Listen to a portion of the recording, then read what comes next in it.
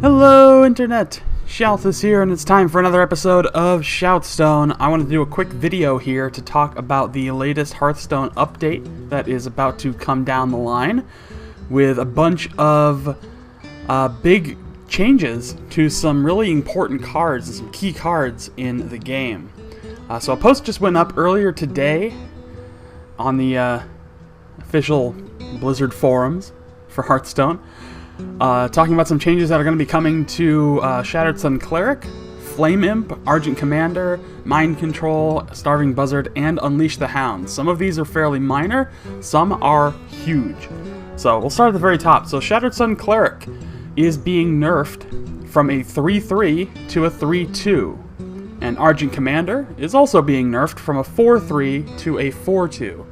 Now Blizzard says that these cards are particularly good for their cost, and they feel like they're a little bit above the curve in power compared to other cards of a similar cost and type.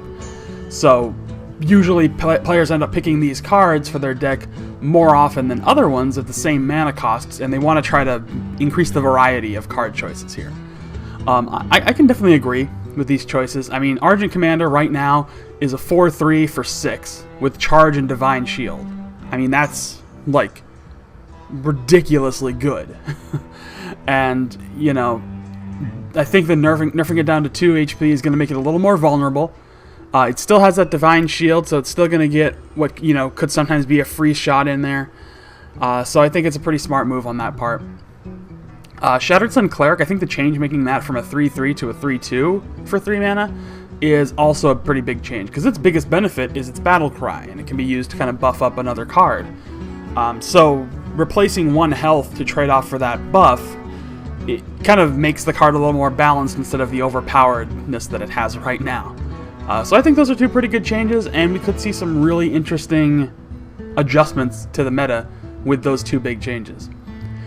For Warlock players, Flame Imp has been nerfed a little bit. In a way, it's been nerfed for Warlocks, in the sense that the Battle Cry, which right now it deals 2 damage to your hero when you play it, because it's a 1-cost mana for... It's a 3-2 mana for 1, basically. 3-2 minion for 1. Sorry. I'm sick, so I'm trying to get through this video. Anyway. So instead of dealing 2 damage, it's going to increase to 3 damage. So the Warlock's going to eat a little bit more damage on the Battle Cry, but still get a really powerful early game minion. I don't think this is enough to really tilt the game one way or another, but it does help weaken the early game that the Warlocks have, which is very, very strong at this point. So I think this change is not going to be massive, but it's going to be sizable enough to make a difference. But I don't think it's going to change many strategies too much. It's still a really good card to play on turn 1 or turn 2, especially if you're still sitting at 30 HP.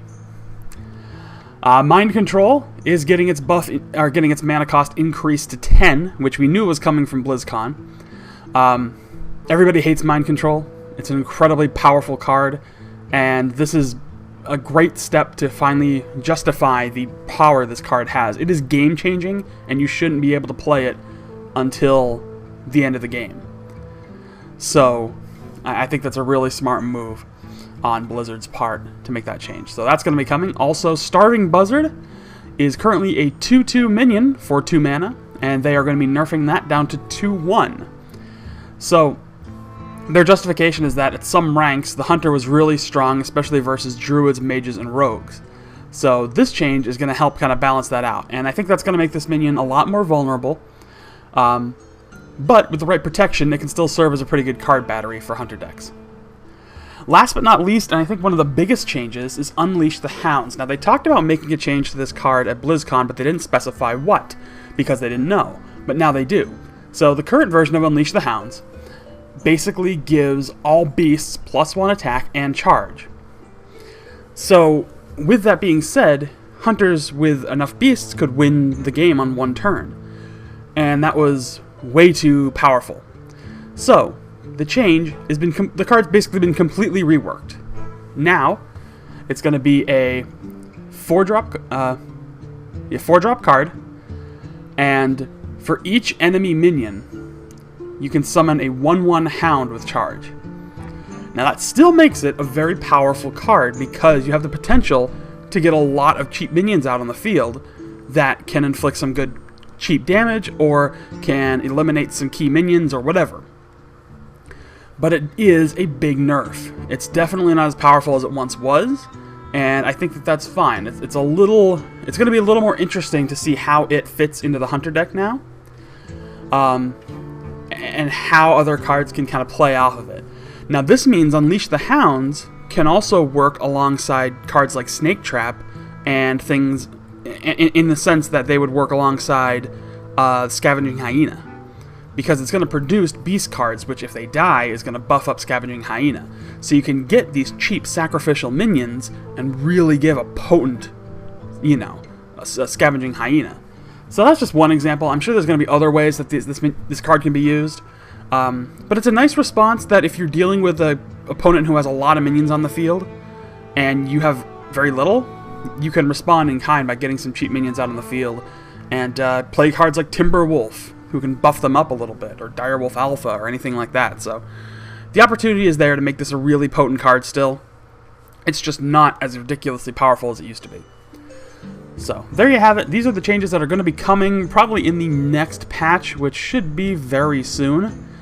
So with that being said, that's all I got for this episode of ShoutStone. Leave your thoughts about these changes in the comments section below. I'd love to hear them. I will be back tomorrow or Wednesday with more Hearthstone action, hopefully, as long as I'm not too sick to talk. But that's all for me. Thank you all so much for watching. Don't forget to find me on Facebook and Twitter. Subscribe for regular Hearthstone updates. Like the video. And I'll see you all next time.